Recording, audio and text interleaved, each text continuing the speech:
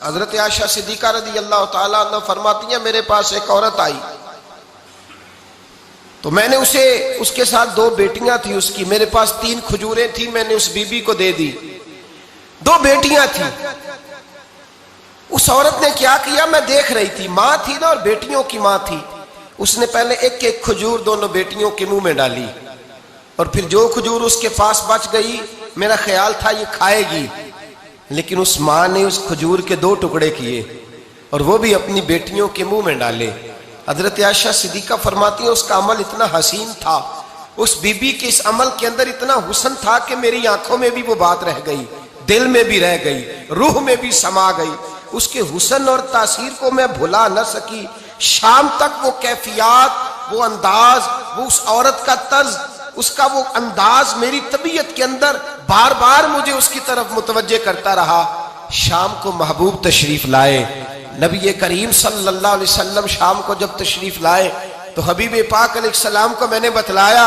मैंने कहा हुजूर बीबी आई थी, उसका चेहरा बता रहा था कि भूखी है, लग रहा था कई दिनों से खाना नहीं खाया। 3 खजूरें थी ही मेरे पास 3, 2 बेटियों को दे दी, वो खा सकती थी, लेकिन या रसूल अल्लाह सल्लल्लाहु अलैहि वसल्लम उसने खाई नहीं, वो भी खजूर 2 टुकड़े करके बेटियों में बांट दी है। हजरत आयशा कहती है, देर तक हुजूर मेरी बात को सुनते रहे, देर तक मेरी तरफ देखते रहे, उस तसव्वुर को, बेटी के प्यार के उस जायके देर तक महबूब महसूस करते रहे।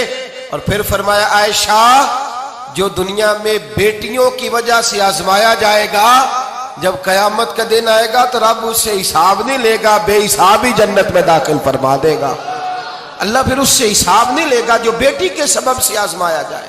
यानी हुजूर ने बाप को कहा कि बेटी को मुसीबत ना समझना, अगर कभी उसके मेके से झगड़े का पैगाम भी आ जाए, अगर कभी दोबारा तुझे उसकी तरफ पलट कर जाना भी पड़े। मेरे नबी पाक सल्लल्लाहु अलैहि वसल्लम से किसी सहाबी ने कहा था, या रसूल अल्लाह बेहतरीन सदका कौन सा है? हुजूर बेहतरीन सदका कौन सा है? वो मेरा माल जो अल्लाह के रास्ते में खैरात करूं तो रब मुझे ज्यादा अजर अता करे, वो कौन सा है? तो मेरे नबी पाक ने फरमाया, अगर तेरी बेटी वापस लौट आई, तलाक की वजह से या बेवा होकर वापस आ गई और तुझे उस लौटने वाली बेटी पर कुछ खर्च करना पड़ा, तो तेरे रसूल का वादा यह है कि अल्लाह तुझे उस रुपए पर सबसे ज्यादा अजर अता फरमाएगा।